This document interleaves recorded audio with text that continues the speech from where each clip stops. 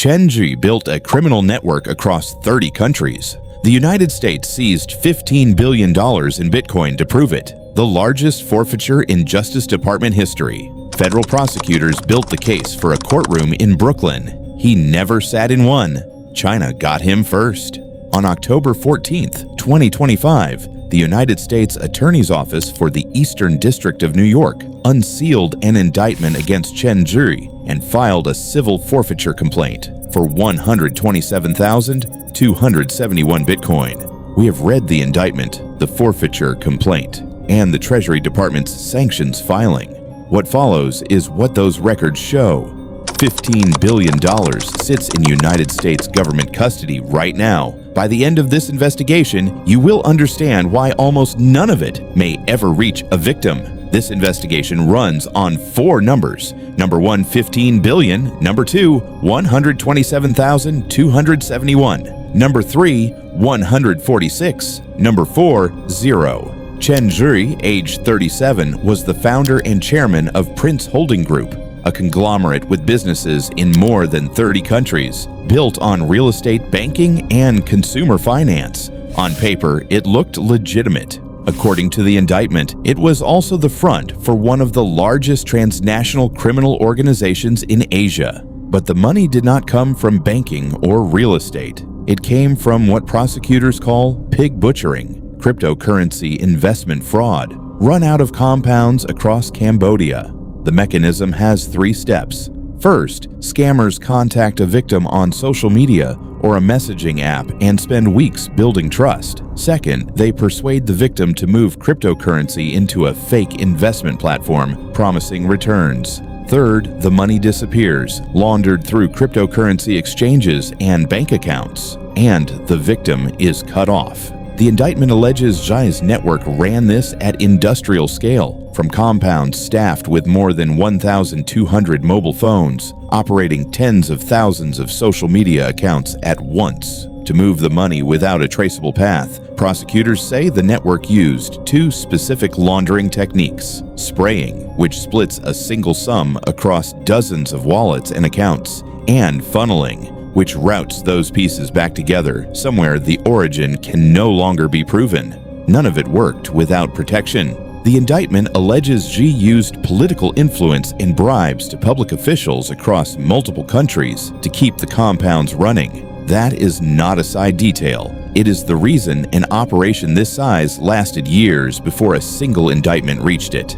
The compounds that generated $15 billion were not staffed by willing employees. They were staffed by people who could not leave. Prosecutors say the compounds held trafficked workers under armed guard, forced to run the scam scripts against victims around the world, including victims in New York. Brooklyn's United States attorney said Zhi directed one of the largest investment fraud operations in history. His words, "Not an adjective breach added." So there are 2 sets of victims in this case: the people who lost their savings to a fake investment platform, and the people forced, under threat of violence, to help take it from them. The indictment does not treat these as separate crimes. It treats them as the same business model, one workforce extracting money from another, both controlled by the same organization. Independent investigators researching the broader region have reported that hundreds of thousands of people have been trafficked or lured into scam compounds across Southeast Asia, not just the ones tied to Prince Group.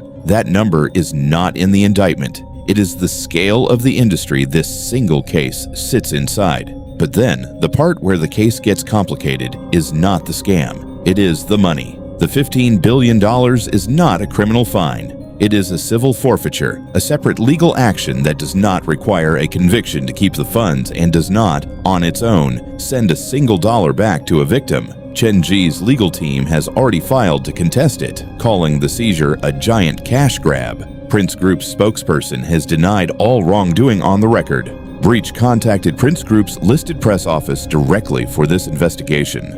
As of publication, we received no response. And while that fight over the money plays out in an American court, the man it belongs to is not in America at all. The United States was not alone. On the same day the indictment unsealed, the Treasury Department designated Prince Group a transnational criminal organization and sanctioned 146 individuals and entities connected to it. The United Kingdom sanctioned Zhi separately, freezing assets including 19 properties in London. By the end of October, Treasury added 25 more Bitcoin wallets to the sanctions list, tied to over $850 million in additional funds investigators had traced. Other governments moved on their own. Singapore seized roughly 150 million Singapore dollars in assets.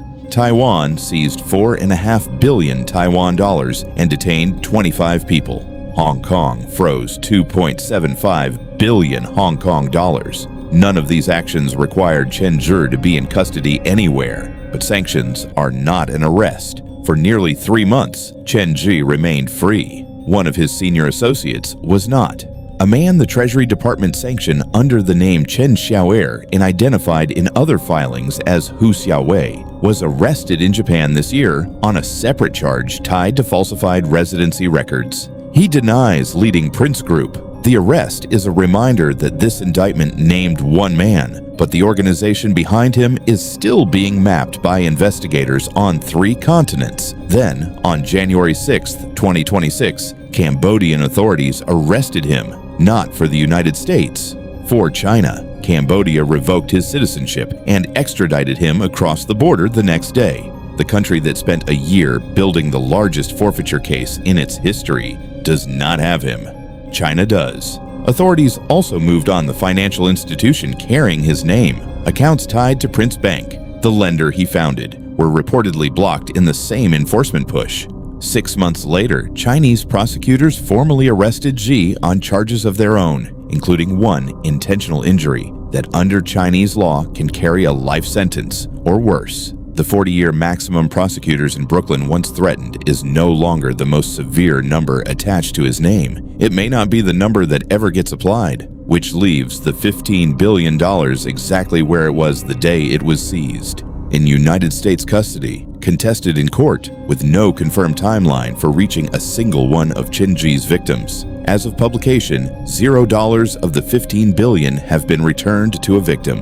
146 names remain on a sanctions list that does not guarantee a single prosecution. The next investigation on this channel follows that list. The associates, the shell companies, and the compounds Treasury says are still connected to it. The documents are already in the queue.